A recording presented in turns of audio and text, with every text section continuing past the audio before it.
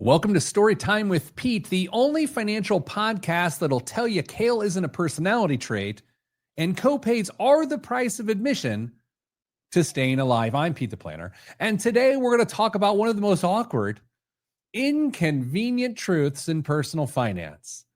Spending money on your health is absolutely worth it. Even when it feels like you're lighting cash on fire and waving it in front of a CVS Minute Clinic, it's worth it. Look, we all know it's easier to budget for Netflix, cold brew, or a 3-day weekend in Nashville, Nash Vegas, if you will, than it is to earmark money for a colonoscopy. But here's the rub. If you don't pay for your health in the front end, you're going to pay for your illness on the back end. Not exactly meant to be a colonoscopy joke, but the writing took us there.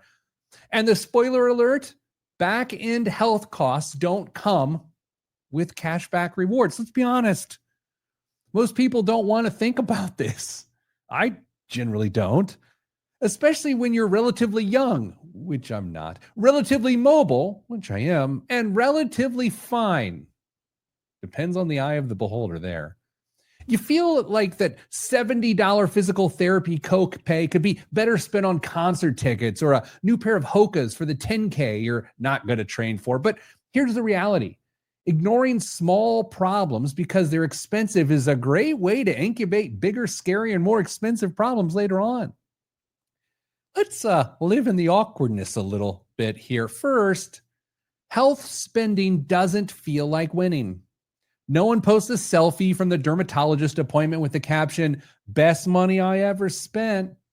Even fewer of us feel warm fuzzies when we pay $38 for a generic prescription that we could maybe survive without. Probably. There's no dopamine hit. There's no visual return. You don't feel more successful. You just feel poorer. But that's the mind trick, you see. We associate health spending with weakness or age or vulnerability. But really, it's maintenance. Like oil changes for your body. You wouldn't run a car on 3-year-old oil and then act surprised when the engine seizes, right?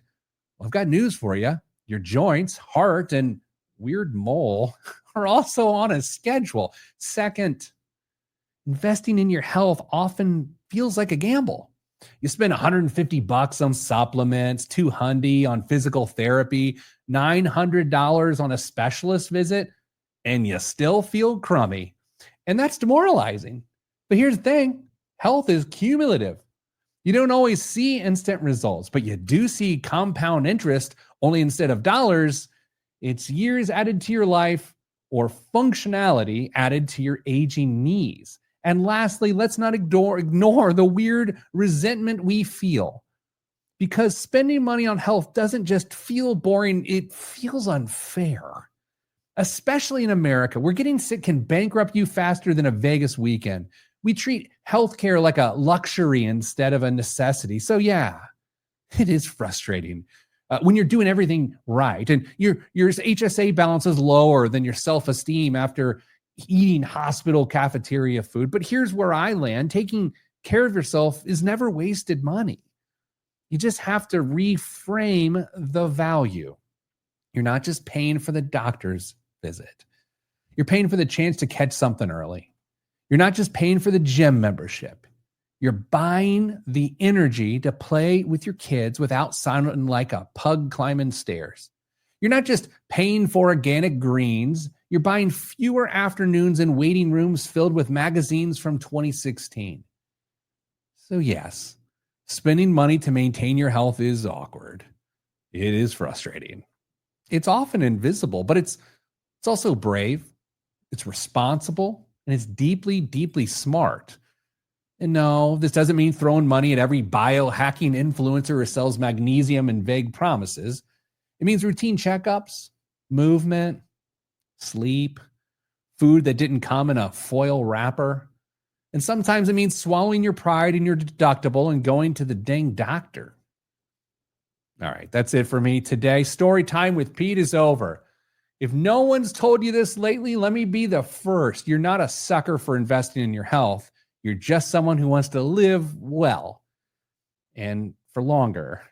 Now go drink some water, schedule that checkup, and I'll see you next time.